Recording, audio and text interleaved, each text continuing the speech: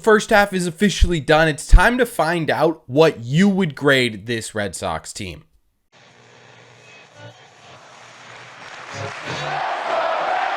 What is going on, everybody? Welcome back to Red Seat Radio. My name is Corbin. Like I mentioned, the first half is officially come and gone. We are officially in the second half of the 2023 season, and for the Red Sox as a whole, it's been a very mediocre year, right? You are basically dead even in the standings, and you've basically been dead even both sides of the ball the entirety of the first half. But how did each individual player, how did the coaching staff, and how did the front office contribute to this mediocre type first half of a season? Well, that's what we're trying to figure out today, because today what we are going to do is we are going to grade every single player that has appeared in a Red Sox uniform so far this year. We're going to grade the coaching staff as a whole, represented by Alex Cora, and we're going to be grading the front office as a whole, represented by Chaim Bloom, to try and figure out who contributed the most to the Boston Red Sox and who contributed the least to the Boston Red Sox so far this year, and see if you guys agree or disagree with my first half grades.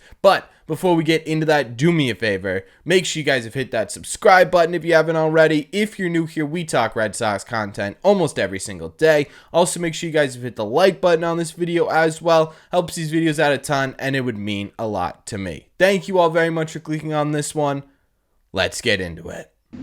Okay, so as you can tell by this list, we've got every single player's image on here. We've got a grade from A to F, as well as a no impact category, and we've got pictures of Alex Cora and Chaim Bloom to go with it. Let's start out with Christian Arroyo, who I honestly think I'm going to give a C. I don't think he's been terrible this year. I don't think he's been good this year. I think he's been sort of an average everyday player, right? Injuries also factored into Christian Arroyo's grade for sure. I think if he wasn't injured so much, he may have even snuck into that B category. Because A is the highest, it's going to be really hard to get to that point. So the next up is Brayan Bello, and this is, I mean, by far and away the easiest grade of this entire thing is giving Brayan Bello an A, right? He's been by far and away the most exciting part of the Red Sox's first half, and he has been the only real must-watch TV on the Red Sox so far this year. So Brayan Bello, easy A.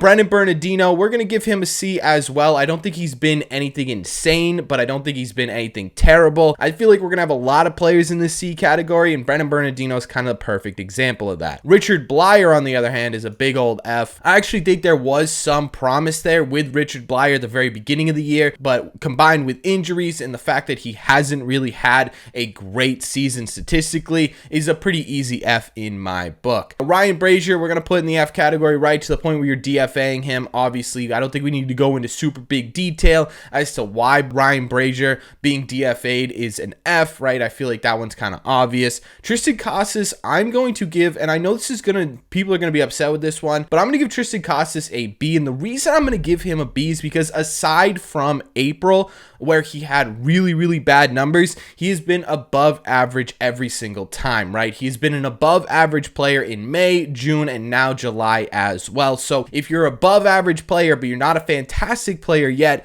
that puts you in the B category, just simply statistic wise, right? I think his defense could use a little bit of work, but offensively, he's been solid for 2 out of the 3 total months of the first half. Chris Martin is an easy A as well. Chris Martin has been your best reliever all year, right? He's been a guy who you consistently go to in the 8th inning and consistently bridges that gap into your closer really well, right? I think this Chris Martin was a bit of a question mark going into the 2023 season, and outside of the 15 days he spent on the IL at the beginning of the season, he has been absolutely fantastic. Chris Murphy, I'm going to give Chris Murphy I'm going to give him a C. If there was a C+ category, I'd give him a C+. He's been good, right? But he just doesn't have the sample size for me to be able to put him in the B or the A range, but he has been really good, and he's a guy in the second half of 2023 that could really start making a name for himself in this Red Sox bullpen. Chris Sale's a tough one because you almost want to put him in no impact, but he did have an impact at the beginning of the year, and there was that stretch in May, if we're talking about just the first half, where he was absolutely dominant, and so for that reason, I'm gonna give him a B. He had figured out completely how to pitch again in Major League Baseball, and he was absolutely dominating for a real big stretch of time. If he had pitched like that the entirety of the first half and was healthy for the entirety of the first half, he would have been an easy A, but because of the fact that he isn't healthy, and because of the fact that he did have that rocky start, B seems like the right place to put him. Bobby Dahlbeck, I don't really know if there's enough impact here to put him into any category, so I'm going to put him in the no impact category. David Hamilton, I would say right now you're looking at a D for me. I'll put him there right now, right? I don't know if he has the biggest impact on the team percentage-wise, right? I don't think he's been able to get enough reps in, but from what we've seen so far, not great defense, and he hasn't really been putting the ball in play all that often. So Rafael Devers, listen, I know the dude is struggling. I understand that getting on base wise, but he's still one of the best run producers in all of baseball. He's still one of the best home run hitters in all of baseball, extra base hit hitters in all of baseball, right? This is a guy who, even when struggling, is a B tier player, right? And on top of that too, right before the first half ended, Rafael Devers was starting to get hot again. I think this makes perfect sense to put him in the B range. He wasn't his best. Best Rafi is the A plus range. We're talking Bayo, Martin caliber range, right? But we haven't seen that so far this year, and he's been really solid even when struggling. Jarren Duran, I'm going to give a B to right now, right? And one of the reasons I want to give Jarren Duran a B is because of the fact that he's shown so much improvement this year. Defensively, he is much, much better.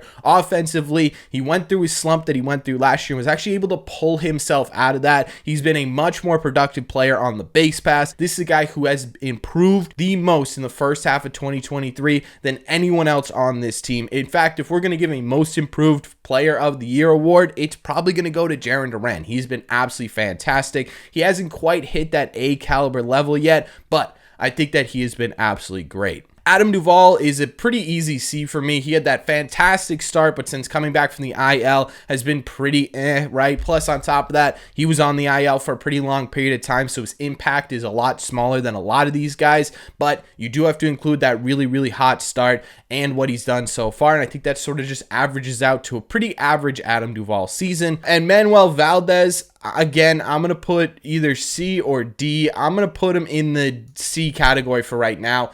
I think that could be a pretty easy D because of how quickly he fell off, but he was pretty impactful for the Red Sox for a pretty decent amount of time, and he did a great job after Christian Arroyo went down, and we started to see that lack of depth in the middle infield come up to take that over and sort of be a key player for the Red Sox over an extended period of time in the first half. So I'm going to give him that merit and put him in the C category. Tanner Houck is another guy. Again, he's probably going to go into the C category. Some people may say B category, but he's been really solid all year, but he hasn't been really anything insanely special. I think he was getting close to really sort of turning a page in his starting pitching, right? He was coming off of 2 good starts in a row. He was looking good in that Yankees start. Very, very unfortunate timing with Tanner Houck's injury. Hopefully he can come back and pick up where he left off, but it really started to look like he was trending towards that B-A range. He just couldn't get there because of injuries. James Paxton, again, I'm going to go with an A. I know that sounds kind of crazy because he has a smaller sample size than a lot of pitchers, but with Chris Sale down, with Tanner Houck down for a pretty decent amount of time in the first half, right? James Paxton, Brian Bayo really picked up that slack. James Paxton is now in the 2s in terms of ERAs. Every single start he comes out, he has been solid, he's gone deep, and he strikes out a ton of batters while limiting hits and limiting runs.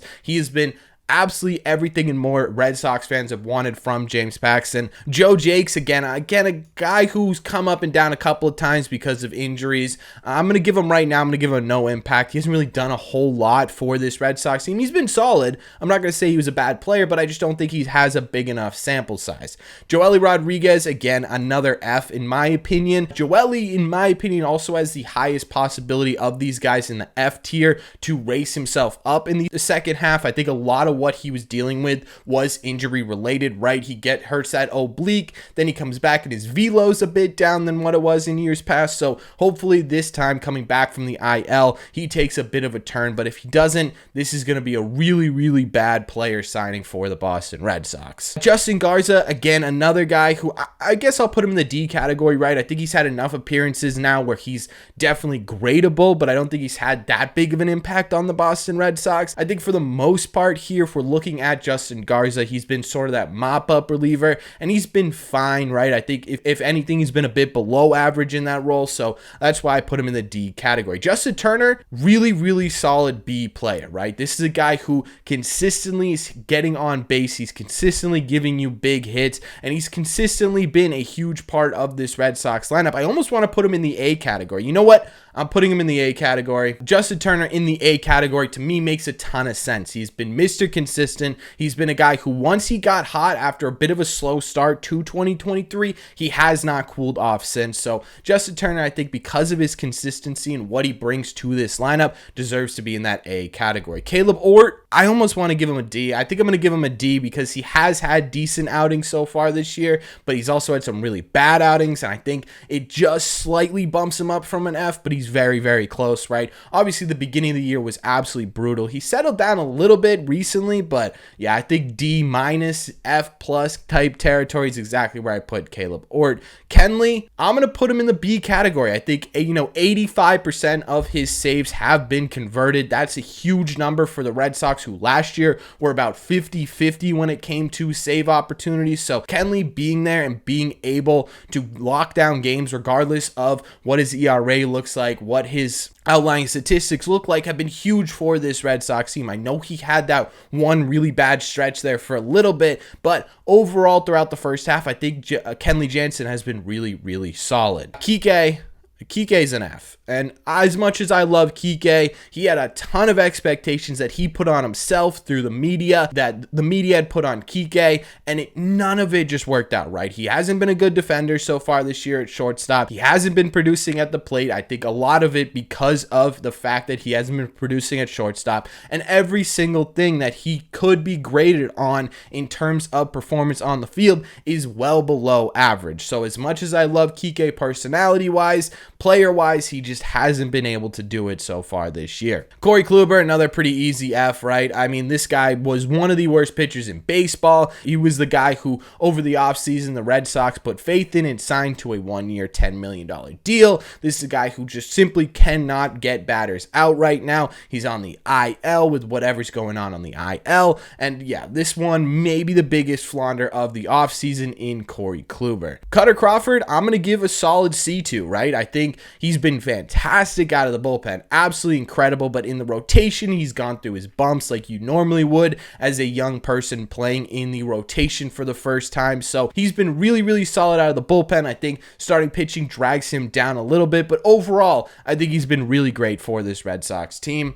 Reese McGuire, I'm going to give a D. I think Reese has been okay so far this year. Hitting-wise, he's been much worse than he was last year. And at the plate, he's decent still in blocking and framing, but he hasn't really been able to throw guys out. And for the first couple of weeks of the first half, he was letting people run all over him. Connor Wong, in my opinion, has really taken over that starter role. And so for me, Reese McGuire is giving you a bit below league average production there. Nick Pivetta, I'm also going to give a D. I think what he's done in the bullpen brings him up from an F, but what he's done in the rotation brings him down from a C, right? So you're kind of in the middle of a C and an F, so a D feels like the perfect spot for him. I got to give it to him. He's been good out of the bullpen. Rob Refsnyder, solid B player, right? And I know this is going to be a bit of a shock because obviously he can't really hit righties, but what he does, he masters, right? He's one of the best lefty hitters, if not the best lefty hitter in all of baseball right now, and that is vitally important to a team, to have a guy who can come off the bench in a super lefty heavy lineup and be able to do his job correctly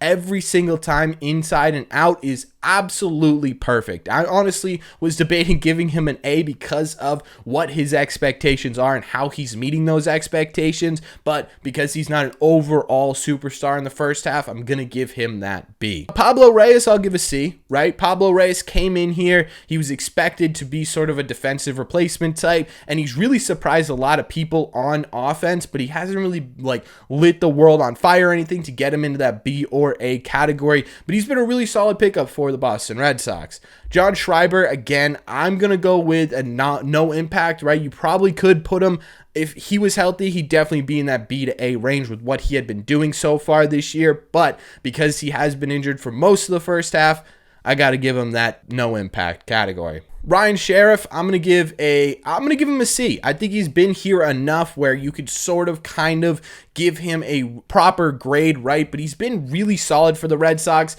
who have been lefty missing. But again, I don't think he has the sample size to put himself in a B or A range, so C seems pretty appropriate. Trevor Story, obviously no impact. Alex Verdugo, we're gonna go with a B for Alex Verdugo. I think he's really, really close to that A, but he has had a couple of, you know what, actually, I'm thinking if you include defense here, I think Alex Verdugo deserves to be in that A category, right? The fact that he improved his defense so much, the fact that he's been one of the most clutch hitters in baseball so far this year, the fact that he's improved almost every single one of his statistics between 2022 and 2023 leads me to really wanting Alex Verdugo in that A category. I think what he's done for this Red Sox team is completely understated in the grand scheme of the season. Garrett Whitlock, I'm going to give him a C. He's had really great outings so far this year. He's had rougher outings so far this year. Honestly, I feel like a C is a bit expected for a pitcher whose first year in the rotation, right? This is sort of kind of what you'd expect from someone who hasn't really spent a full year in a rotation. You're expecting these bumps, you're expecting these bruises, because that's how you learn to be an effective starting pitcher. Josh Winkowski, I'm going to give just based on the first half, I'm going to give a B, right? Because statistically over the first half, he was one of the most electric relievers in baseball for the first couple of months of the season. Now, he's tapered off big time, and I think we're going to start to see a lot of regression from Josh Winkowski in the second half, but this is first half grading, not what I think is going to happen in the second half. And based on his statistics in the first half, Josh Winkowski definitely deserves to be in that B category. Connor Wong, I'm going to give Connor Wong a B as well. And the reason I think it's going to be a B and not a C is because Connor Wong has been a really fantastic defender for the Red Sox, again, in the majority of the first half, right? There was a point where he was one of, if not the best defensive catcher in all of baseball over the first couple months of the season. So for me, it makes perfect sense why he's in that B category. We've got Masataka Yoshida, who I'm going to put in the A category. I think coming in and struggling really hard and then just bursting onto the scene like he did has been absolutely fantastic. I think for a lot of fans, he's actually gone above and beyond expectations coming into 2023. And on top of that too, his offense has been absolutely fantastic, right? Right now, he's second in Rookie of the Year voting because of his offensive metrics. But defensively, yes, the metrics themselves don't look fantastic, but at the same time too, he's really not been a guy who, when hit to him, you're like, oh no, what is Masataka Yoshida gonna do, right? Which was kind of the thought process coming into 2023 was, can this guy even be a major league outfielder? He's served that position really well in the first half, and obviously offensively, he's been one of, if not your best hitter throughout 2023 so far. We've got Yu Chang, who I want to put in the B category, but I think the C category makes the most sense, right? Just based on the full sample size of what he's been able to do with this Red Sox team. I think his defense really sparked this Red Sox team in general, so that's the reason why I'm putting him in this C category. Now that we've got the players out of the way themselves, let's talk about Alex Cora and the managing of this Red Sox team. Now, this is kind of a controversial one, right? Because some people would have him in the A category, some people would have him in the F category. I'm going to put him dead in the middle in that C category. And the reason I want to put him there is because this year specifically, it sort of feels like you're starting to see some real problems with the coaching staff in general. Again, this isn't just Alex Cora, this is the entire coaching staff, right? You're seeing a lot of times where the entire offense is getting into slumps. You see a lot of times where the entire pitching staff is struggling, specifically the starters in the first half, right? And they've sort of flip-flopped throughout the entire year. That's something to pay attention to when we're talking about the coaching staff. But at the same time too, you've improved guys like Jarren Duran, like Tristan Casas, right? You've adapted with Masataka Yoshida to make him a better hitter in Major League Baseball and make those adjustments to Major League pitching. Alex Verdugo has been completely turned around. Brian Bayo has looked so good this year, right? Those can all be checks in the managerial / coaching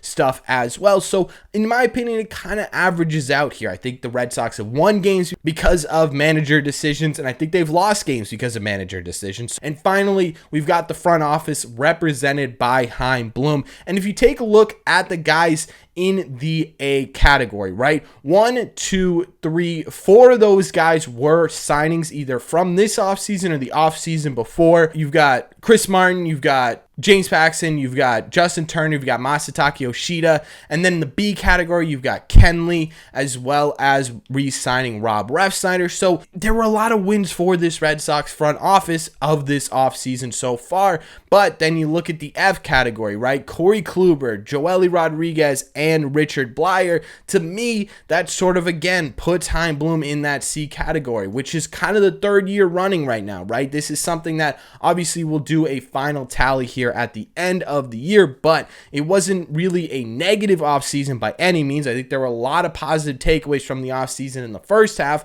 but there were some negatives as well. So for me, it ends up as sort of evening out both ways, which makes sense because the Boston Red Sox have been dead even on the year so far. Let me know in the comment section down below what you would grade the Boston Red Sox overall and player-wise, and who was your best player and your worst player of the first half of 2023. Let me know all your thoughts in the comment section down below. As always, if you made it to the end of this video, do me a favor. Make sure you guys have hit that subscribe button if you haven't already. If you're new here, we talk Red Sox content almost every single day. Also, make sure you guys hit the like button on this video as well. Helps these videos out a ton, and it would mean a lot to me. Thank you all very much for clicking on this one, and I will see you in the red seats.